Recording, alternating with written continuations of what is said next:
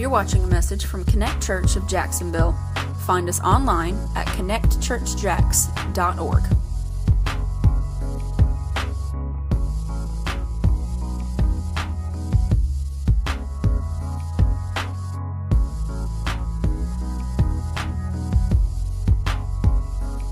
There's all kinds of different addictions. There's addiction to needing the approval of people, the fear of man. Those things are addictions.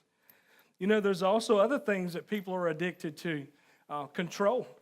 You know, how many of you could have been in the past, because I know nobody here is in it now, how many of you could have in the past been in a situation where you were in bondage to a controlling relationship? There's all kind of different things that are bondages, that are chains on our life. And the thing about chains and about bondages is they keep you from going where you want to go. And they keep you from doing what God's called you to do because they are a limiting factor. A lot of chains we have on our lives, we have them and nobody can even see them. Some chains are physical, some chains are spiritual. Hey, listen, some people are bound up with spiritual chains and they need deliverance. Been there myself. Some people end up with the physical chains, and some people have chains that are in their mind, that are self-imposed chains. Sometimes folks put chains on you without your permission, and sometimes we willingly submit to them. But the thing about them all is they are a limiting factor. You can only do so much, and you can only go so far. We're talking this morning about breaking the chains. We're starting a new series called Breaking the Chains. Let's turn to Acts chapter 12. Talking about the chains, Acts chapter 12. Ready? The scripture's about Peter. He'd been thrown in prison, and we're getting ready to kill him. It was his last day before they were getting ready to bring him out and chop off his head. That's what they were fixing to do. Acts chapter 12, verse 1, it says, "About that time, Herod the king laid violent hands on some who belonged to the church. He killed James, the brother of John, with the sword. And when he saw that it pleased the Jews, he proceeded to arrest Peter also. This was during the days of unleavened bread. And when he'd seized him, he put him in prison, delivering him over to 4 squads of soldiers to guard him." Must have been dangerous. "Intending after the Passover to bring him out to the people." Let me break that down for you. They intended to bring him out to the people and do the same thing to him that they did to James. They intended to kill him with the sword. So Peter was kept in prison, but earnest prayer for him was made to God by the church. In verse 6, it says, "Now when Herod was about to bring him out on that very night," he'd already had his last supper and they were fixing to march him to the chamber. It was over for him. The governor had signed off and it was time to execute that sentence.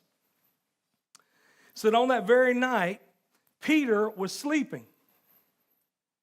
Now, I don't know about you, but if my sentence has been signed off and they're fixing to bring me out and stick a needle in my arm or put me in front of a firing squad or put me in a guillotine, I'm probably not going to sleep. I'm going to be struggling. But it says Peter was sleeping. Must have had some peace from somewhere, huh? He was sleeping between 2 soldiers bound with 2 chains. And sentries before the door were guarding the prison, and behold, an angel of the Lord stood next to him, and a light shone in the cell. And he struck Peter on the side and woke him. It wasn't enough that he showed up in the cell and a light shined around. He had to hit him on the side. "Hey, Peter, come on, get up." He wasn't even light sleeping. He was like deep sleep. He was like REM sleep. He was out. He struck him on the side and woke him, saying, "Get up quickly." And the chains fell off of his hands. And the angel said to him, "Wrap your cloak around you and follow me." And he went out and he followed him, and he did not know that what was being done by the angel was real. He was still asleep, but thought he was seeing a vision. When they'd passed the first and the second guard, they came to the iron gate leading into the city. It opened for them of its own accord. And they went out and went along one street, and immediately the angel left him. When Peter came to himself, he said, "Now I'm sure that the Lord has sent his angel and rescued me from the hand of Herod and from all that the Jewish people were expecting." Like I said, sometimes we put chains on ourselves, and sometimes we have help with that. Sometimes we decide to submit to a set of chains, a set of restrictions that God never intended for our lives, and sometimes we have help with that. The thing about it is, they're all a limiting factor. God doesn't care how they got there so much as he cares about you getting set free from them. So here's the thing. We can sit there and blame other people for our chains, or we can take responsibility for our chains. But either way, there's not a whole lot of use in wasting time on how we got to where we're at as much as spending time on getting set free from where we're at. Finger pointing doesn't do a lot of good. But what does do good is when we have God intervene in our life and set us free from all of our chains. I want you to see here, it says in verse 6 that Peter was sleeping. He was at peace. Why? Because he was probably tired. You know, it was a hard life living the kind of life that these early disciples, early apostles lived, having to run from your life to go to this city, preach. He endured a lot. But he knew the God that he served. He knew the Jesus that he served. He knew the character. You know, it talked about earlier in one of these songs that we trust in the name of the Lord. The name of God represents God's character. You know, God's our healer. God's our provider. God's our deliverer. It talks about the character of God. Peter knew the character of God. And also, Peter knew that if they chopped his head off, he'd be better off in the end anyway. He's going to be with the Lord. He's going to be with Jesus. And so it says that, and it also says here that he was bound with 2 chains. He wasn't just bound with 1 chain. He was a subversive. He had lots of people guarding him, and he was bound up, double bound. He was bound up tight. Peter wasn't just chained up, he was double chained. You know, some of us have multiple issues. Did you know that?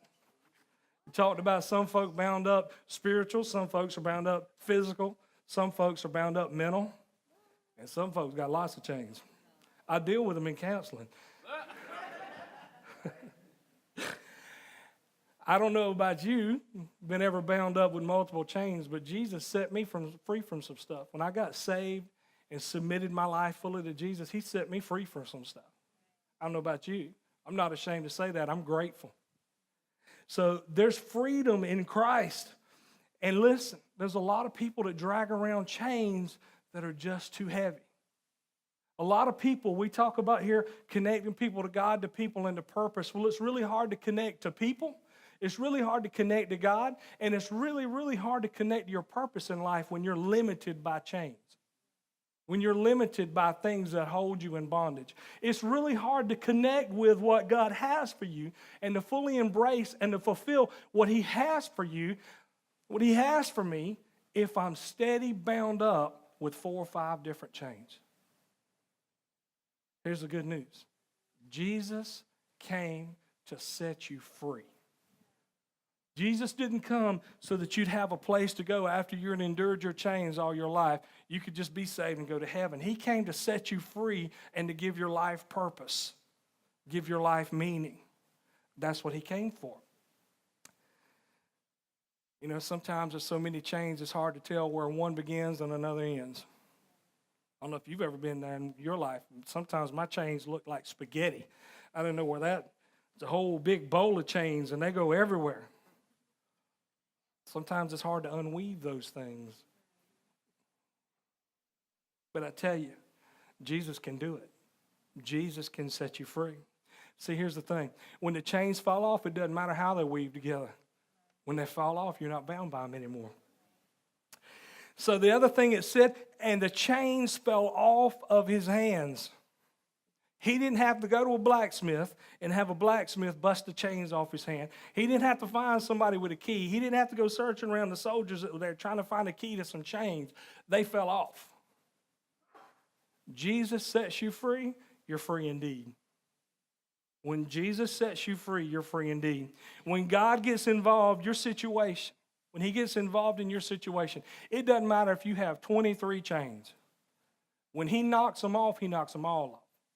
If we submit our life fully to Jesus, give him all, if we let him into those little rooms that we keep. Anybody in their house have like a junk room?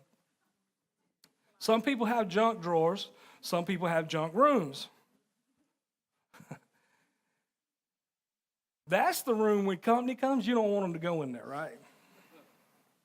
Oh, yeah, y'all, oh, no, don't go in. No, the bathroom's over here. Let me show you what I said. No, but don't go in this room because it's got a whole bunch of junk in it.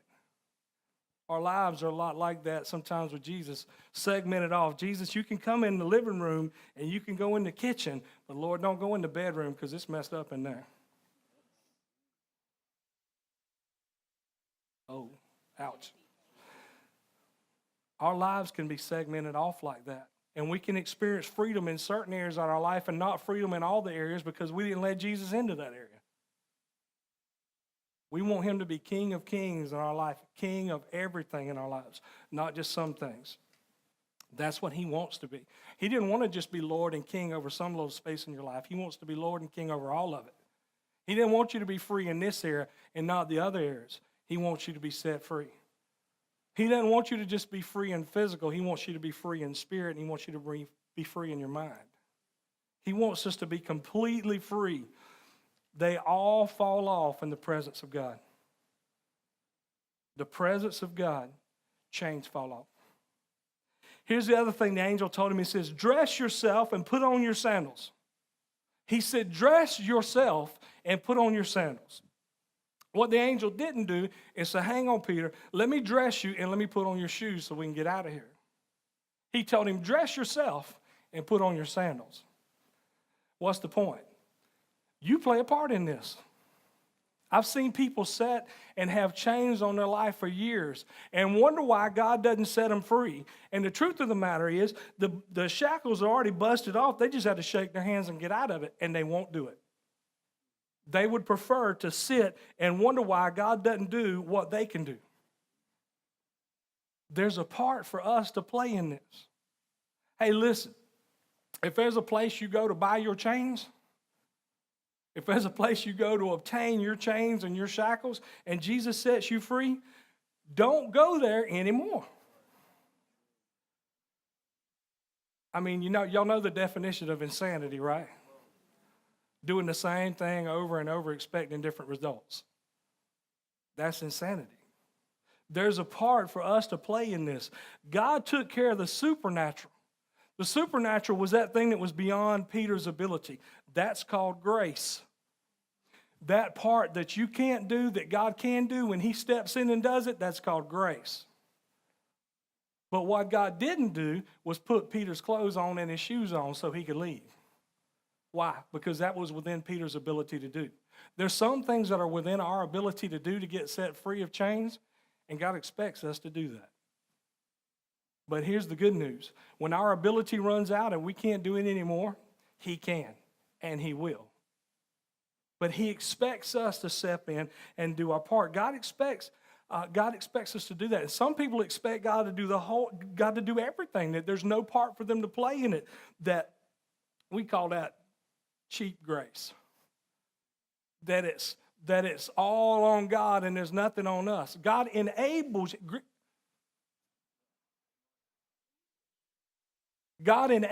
you to move forward. Y'all ever seen the movie The Princess Bride? Anybody?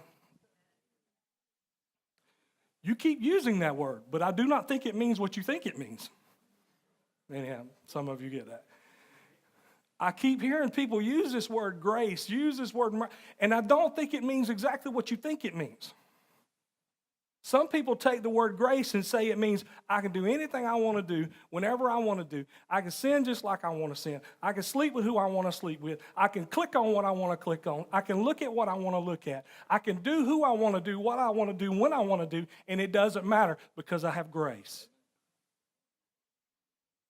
That's called the doctrine of the Nicolaitans. Let me explain that to you.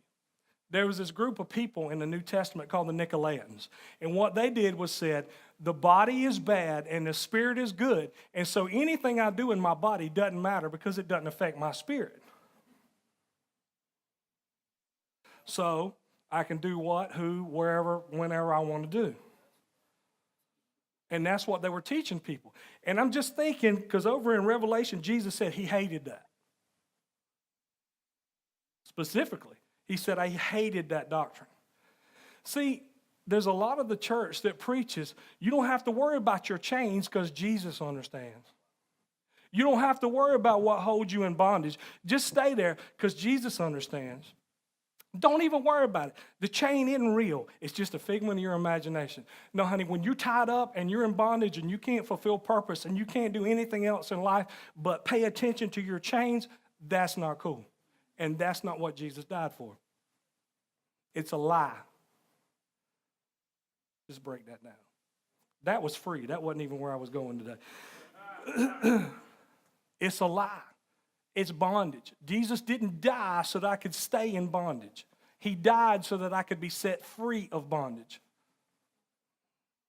That's what he died for. Grace is when I can't do it anymore. He says, I got your back.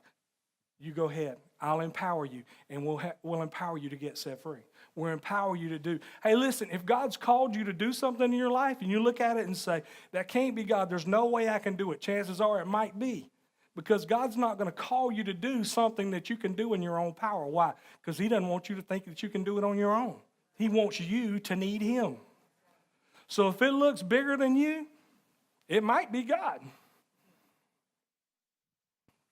That's grace. God's ability that kicks in when yours ends. And it's not winking at sin and okaying chains and putting his stamp of approval on chains. These chains are approved by the Holy Ghost. Hey, Jesus died so I could put these chains on and stay in them. Bless God. It don't work that way. It's not like that. That's a lie. That's a doctrine that Jesus hates. He wants you to be set free. Why? Because he's mad at you? No. Because he loves you. He's designed and designated so much that's precious for your life, for you to be fulfilled. He wants you to be free. He's not mad at you. He loves you. But he doesn't love sin. He loves you, and he wants you to fulfill purpose. But we can't do it when we're bound up with a bunch of chains. Peter was required to handle the natural part, and God handled the supernatural part. All right. Also, it says here, the angel said to him, wrap your cloak around you and follow me. So at that point, when he tells him, he says, wrap your cloak around you and follow me, the chains had fallen off. He didn't have the chains on anymore. The chains had fallen off. And he said, wrap your cloak around you and follow me. Peter could have made a decision right there. He just said, you know what? For some reason, these soldiers are still asleep. They're not around. They're not paying attention to what's going on. I'm set free. I'm good. I could just hang out here. It's all good here in this prison as long as I don't have the chains on me. The angel says, hey, you need to wrap your cloak around you. You need to get dressed, and you need to come on. A lot of people like to get set free of chains and then stay in the same situation that put the chains on them to start with. And guess what? When everybody wakes up, the chains are going back on. Until they haul you outside and chop your head off. When God sets you free, it's not a time to decide to stay in the same place that you were in to start with. It's time to put feet to faith. What am I saying? Run! That's what I'm saying. When Jesus sets you free, it's time to go. It's not time to stay where you decided to find your chains to start with. If you're in Chain Mart USA and they fall off of you, it's not time to go back to Chain Mart USA and get some more chains. It's time to go somewhere else where they don't sell chains.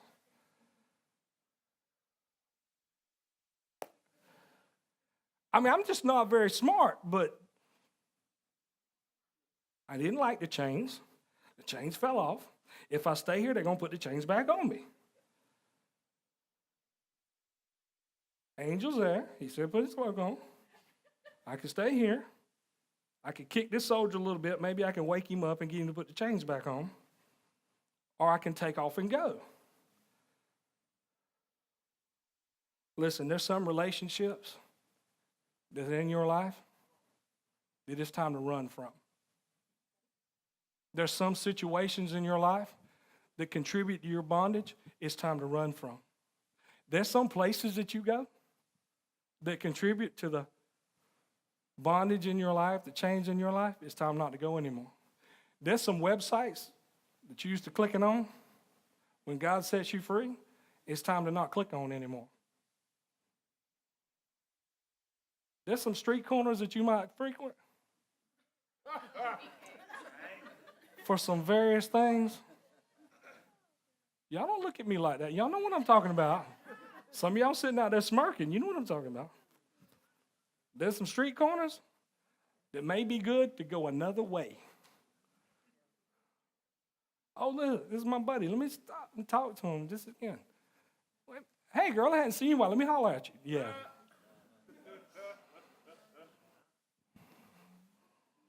It's time to run the other way. Why? Because there's nothing but chains and death there waiting on you. When Jesus sets you free, it's time to go. Really, Lord? There's scripture in the Bible that talks about a dog returning to his own vomit. What does that mean? When your stomach gets upset and you vomit up what's making your stomach upset, don't go back and eat it again. I know that's gross, but it's in there. Don't return. Listen, if you're going to rob a bank, don't return to the scene of the crime. I ain't always been saved. When you get out of a situation, don't go check it. Curiosity killed the cat. Don't go back. Stay away. Run away. Run far. Run, Forrest, run. Go. It's time to go. I want you to understand the angel led him all the way out. God's provision doesn't lead you part of the way out. It leads you all the way out. Don't drop back from the angel and say, hey, I need to holler at my buddy. He's still in the cell. Give me a minute. You can't help him if you're in chains and tomorrow morning you can't help him. 1 Corinthians 10, verse 12 through 15 says this, therefore let anyone that thinks he stands take heed lest he fall. What is that saying? Don't think you're stronger than you are and you can stay in a situation that you're at. You can get caught up in it just like you did before. And break that down. No temptation has overtaken you that is not common to man. God is faithful. He will not let you be tempted beyond your ability. It doesn't say he won't tempt you because God doesn't tempt anybody. But it says he won't let you be tempted beyond your ability. But with the temptation, he'll also provide the way of escape that you may be able to endure it. Therefore, my beloved, flee from idolatry. Get out. Flee. That's not even walk. That's run. Flee from idolatry. He says in verse 15, I speak as to sensible people. Judge for yourselves what I say. What is he saying? Hey, listen, I'm talking like I'm talking to somebody with some common sense. Act like it. That's what he's saying. Run away. Don't stay in the situation that puts you in bondage to start with. When Jesus is breaking the chains off your life, don't just sit in the situation that puts you in them to start with. That's deep, deep theology. Run away. Run far away. Keep running. Don't look back. Become a pillar of salt. When he rained down on Sodom and Gomorrah, he told Lot's wife, don't look back. There's nothing for you back there. And she looked back, ended up a pillar of salt. Worse bondage than she was in to start with. Get out. Y'all ever see scary movies? Get out. Get out. You got to tell me but once, I'm out. Bye. See ya. There's chains in the basement, and if you hear the scary music, don't go down there. It's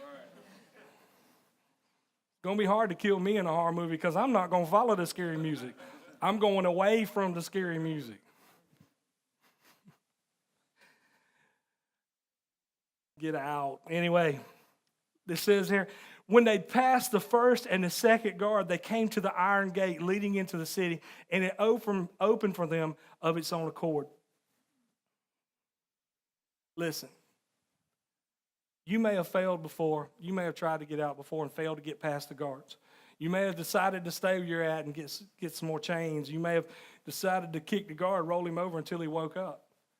You may have decided to hang out with one of your boys that's in the cell and try to, hey, man, let me see if I can get this angel to unlock it for you. If the angel was sent for him, the angel would have unlocked it for him. He told you, follow him. Whatever it is, you may have tried before to get set free of some chains, but Jesus wants to set you free. And there's a season and a window of opportunity. I really feel like the Lord is speaking to me, saying that there is a season and a window of opportunity that he is opening for some people to get set free of some stuff that they've toted around for years. The question is, how attached are you to your chains? Do you think it's jewelry or do you see it as bondage? Some people see chains as jewelry and some people see it as bondage. Do you like the way that it shines on your wrist? Or do you want to get set free? There's a window of opportunity for you to get set free. God's grace can open without struggle what you've tried to break out of the wall for years. The chains that you've tried to snatch out of the wall for years, God can open for you without struggle. It said the gate opened for them right by itself.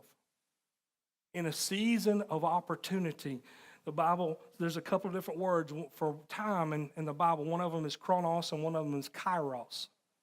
Chronos is chronological time. Kairos is a set time, an appointed time, a window of opportunity, a season of time. In a season where God is taking chains off, in a season where God is opening doors for you to get out.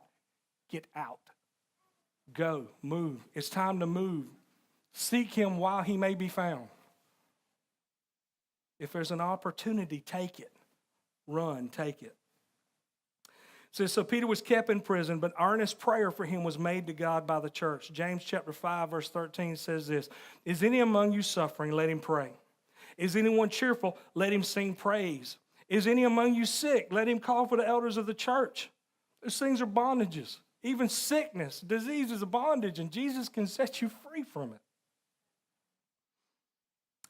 Anyone among you sick, let him call for the elders of the church. Let them pray over him, anointing him with oil in the name of the Lord. The prayer of faith will save one who is sick, and the Lord will raise him up. And if he's committed sins, chains, he will be forgiven. Therefore, confess your sins to one another and pray for one another that you may be healed. The prayer of a righteous person has great power as it is working. Listen, if you're not in chains today, but you know people that are, pray for them. It matters. Stand in the gap for them. It matters. If you have loved ones that are bound up and they're blind and they can't see and they see chains as jewelry and not as shackles, pray for them. It matters. Peter was asleep. He wasn't praying for nothing. The church was praying for him. They needed him more than he wanted to stay. Your prayers matter. And you know what? The prayer of those that the Lord set over you in the faith, they matter. Why? Because the Lord said so. Not because they're anybody, but because the Lord said so. Your prayers make a difference. And we're going to do that today. What we're going to do today, we're fixing to go into our response time. And what we're going to do today is a little bit different, kind of a different service flow. We're going to do several things. Number one, we're going to do baptisms today. If you want to get baptized today and you hadn't told anybody and you decide you want to do it, hey, we got you covered. Go on back. They'll take care of you in the back. If you came prepared to get baptized today, fantastic. We're going to do baptisms in just a few minutes. I'm going to do those. And so I'm encouraging today, if you want to get baptized, that's the next step after making Jesus the Lord of your life. If you want to get baptized today, there's an opportunity for you to do that. The other thing is, if you've got a chain in your life, and most of us do. If you got a chain in your life that you want to see Jesus remove and you want to see it fall off, if you're looking for the grace after those chains have fallen off to run, if you're bound up in a relationship,